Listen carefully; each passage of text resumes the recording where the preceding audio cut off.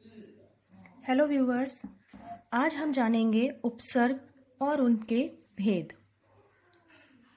जो शब्दांश किसी शब्द के प्रारंभ में जुड़कर उसके अर्थ में परिवर्तन या विशेषता उत्पन्न करके नए शब्दों की रचना करते हैं, उन्हें उपसर्ग कहते हैं। अर्थात ऐसे शब्दांश शब्दों के अंश जो अपने आप में पूर्ण अर्थ नहीं देते, जिनका हम स्वतंत्र रूप से प्रयोग नहीं कर सकते, ऐसे शब्दांश जब किसी शब्द के प्रारंभ में पूर्व में जुड़कर उसमें परिवर्तन या विशेषता उत्पन्न करते हैं, वह कहलाते हैं उपसर्ग।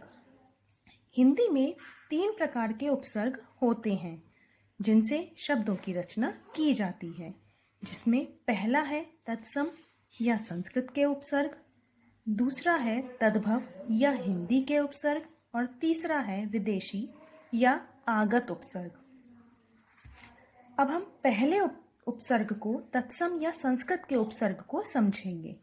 संस्कृत के जो उपसर्ग हिंदी में अपने मूल रूप में प्रयुक्त होते हैं, मूल रूप अर्थात वह जैसे हैं वैसे ही हिंदी में प्रयुक्त होते हैं, उन्हें तत्सम या संस्कृत के उपसर्ग कहते हैं।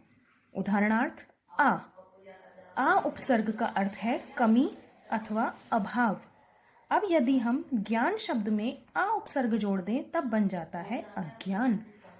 धर्म में आ उपसर्ग जोड़ दें तब बन जाता है अधर्म। दूसरा है उप उपसर्ग का अर्थ होता है छोटा या समान। यदि हम नाम शब्द में उप जोड़ दें तब बनता है उपनाम। भेद शब्द में उपसर्ग जोड़ दें तब बनता है उपभेद। आइए अब जानते हैं दूसरे तद्भव या हिंदी के उपसर्ग के बारे में।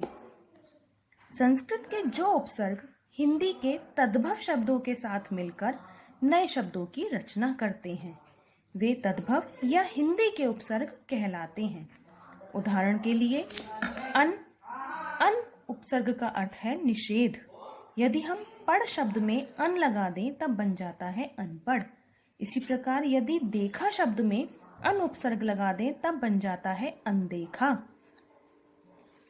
ऐसे ही भर उपसर्ग, भर का अर्थ होता है पूरा। यदि पेट शब्द में भर उपसर्ग लगा दें तब बनता है भरपेट। पूर शब्द में भर उपसर्ग लगा दें तब बन जाता है भरपूर। अब जानते हैं तीसरे उपसर्ग के बारे में, विदेशी या आगत उपसर्ग। हिंदी में उर्दू, फारसी, अंग्रेजी आदि भाषाओं के जो भी उपसर्ग आ गए हैं तथा जिनसे हिंदी में नए शब्दों की रचना की जाती है, उन्हें विदेशी या आगत उपसर्ग कहते हैं। उदाहरण के लिए देखेंगे, कम का अर्थ है थोड़ा। अब यदि जोर शब्द में हम कम लगा दें तो बन जाता है कमजोर।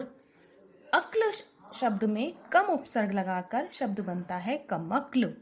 उसी प्रकार गैर उपसर्ग का अर्थ है रहित।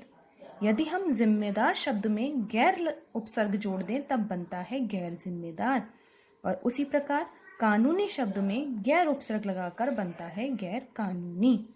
तो ये आज हमने सीखे उपसर्ग तथा उसके भेद। यदि आपको अच्छे लगते हैं तब मैं आगे भी इसी प्रकार प्रत्यय, वाक्य के भेद आदि सिखाती रहूंगी। धन्यवाद।